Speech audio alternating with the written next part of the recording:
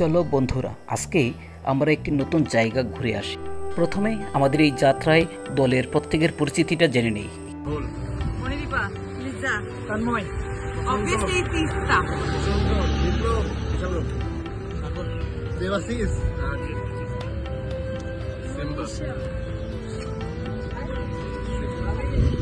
জুরে দেখি রাজশ্রী, হ্যালো শুভেন্দু,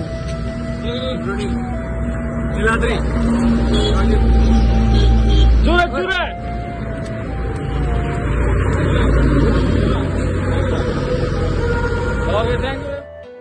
দিনটি ছিল 29/6/2025 রবিবার। এই রাজ্যের একটি জনপ্রিয় অ্যাডভেঞ্চার টিম আগরতলা অ্যাডভেঞ্চার ক্লাবের সঙ্গে আমিও ছুটলাম এই রাজ্যের অজানাকে জানতে ও অদেখাকে দেখার উদ্দেশ্যে।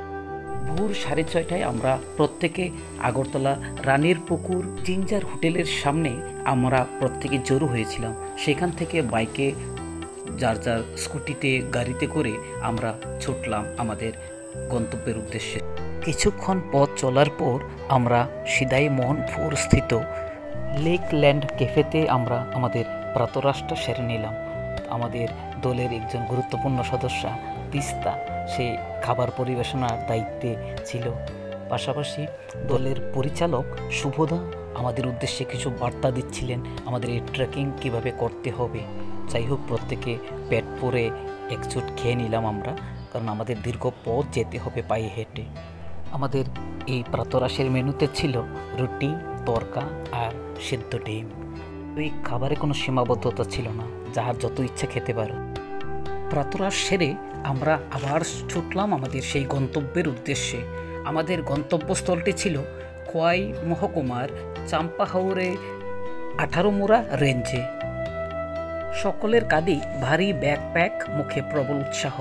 এই যাত্রার মূল লক্ষ্য ছিল পাহাড়ের গভীরে লুকিয়ে থাকা এক অজানা জলপ্রপাত দেখা, যা স্থানীয় মানুষ তায়াংতুকু নামে চেনে।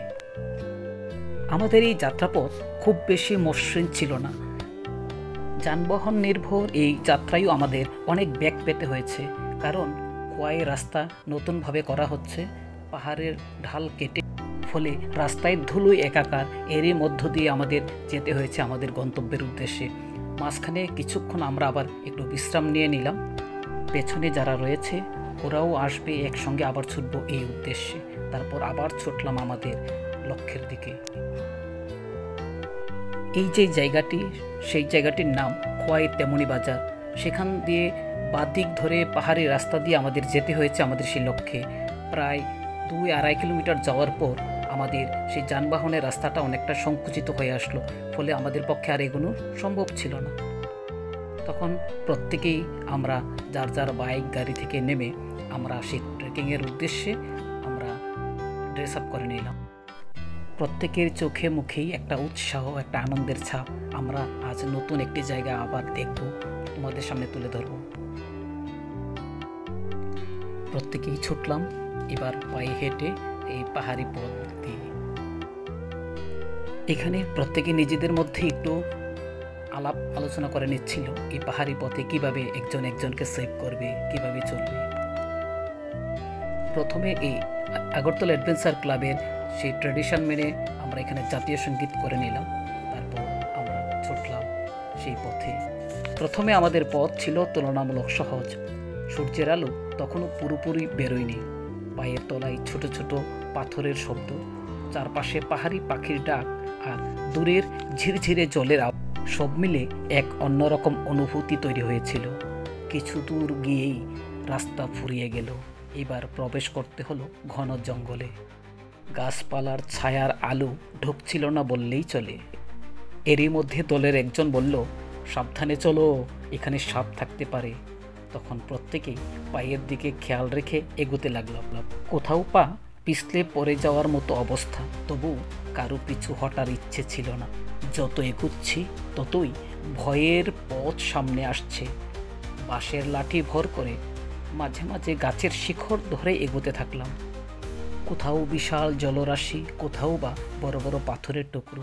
এরই মধ্য দিয়ে আমাদের অনেকটা সাবধানতা অবলম্বন করে চলতে হয়েছিল। মাঝে মাঝে কাউকে আবার খুঁজে পাচ্ছিলাম না। আবার জঙ্গলের মধ্যে দাঁড়িয়ে আবার অপেক্ষা করতে হয়েছিল। এভাবেই আমরা দলবদ্ধভাবে একসাথে ছুটলাম। এইভাবে দলবদ্ধভাবে ছুটতে গিয়ে আমরা দুটো দলে ভাগ হয়ে গেলাম। একটি দল আমাদের গন্তব্য হারিয়ে ফেলছিলাম। আমরা গন্তব্য হারিয়ে অদেখাকে দেখার যে আবিষ্কার, সেটা না পাওয়ার একটা অভাব আমাদের গ্রাস করছিল। যাই হোক, প্রত্যেকের সহযোগিতায় আমরা এই যাত্রাটা কেটে উঠলাম। দুদিকে পাহাড়ের ঢালের মাঝখান দিয়ে জলরাশির উপর দিয়ে আমাদের চলতে হয়েছে। তারই মাঝে ঝিরিঝিরি বৃষ্টি হচ্ছিল। কোথাও জলধারা টুপটাপ পড়ছে, তার ঠান্ডা শব্দ মনকে শান্ত করে দেয়। পাথরের উপর দিয়ে পা ফেলতে ফেলতে মনে হয় প্রকৃতির বুকে আমরা যেন একজন অতিথি। চারদিকে পাখির ডাক, পাতা নাড়ার শব্দ আর ঝর্ণার স্রোতের সঙ্গীত সব মিলিয়ে যেন এক জাদুকরী দুনিয়া। তবে পথ যতই কঠিন হোক, যতই পা কাঁপুক, প্রতিটি পদক্ষেপ আমরা ছুঁয়ে যাচ্ছি সীমাবদ্ধতার স্বাদ, আর শেষে পৌঁছে যাচ্ছি সেই শান্তির ঠিকানায়, যেখানে শুধু প্রকৃতি আর আমরা। এভাবে পথ চলতে চলতে হঠাৎ গিয়ে দেখি একটি ছোট জলাধারের মতো। আবারও কিছুক্ষণ চলার পর আমাদের প্রচণ্ড ক্লান্তি বোধ হলো। আমরা প্রত্যেকেই আবার একটু জিরিয়ে নিলাম। সেখান থেকে শুরু হলো আমাদের ফাইনাল সেই গন্তব্যের মূল উদ্দেশ্যে যাওয়া।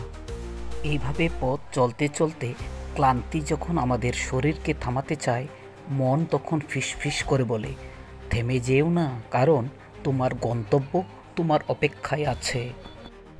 এই সাহসকে বুকে নিয়েই আমরা আবারও ছুটলাম আমাদের সেই অদেখাকে দেখার উদ্দেশ্যে।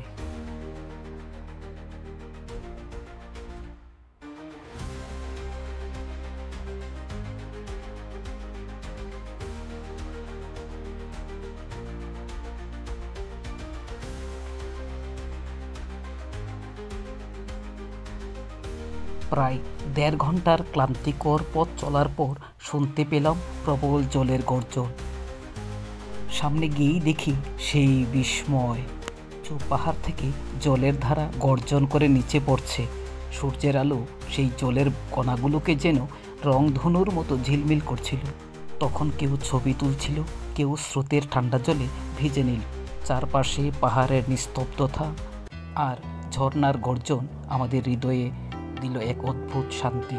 তবে শেষ একটা কথাই বলবো, এই যাত্রা শুধু একটি জলপ্রপাত দেখা নয়, বরং সাহস, একতা আর ধৈর্যের এক অসাধারণ অভিজ্ঞতা হয়ে থাকলো আমাদের হৃদয়ে।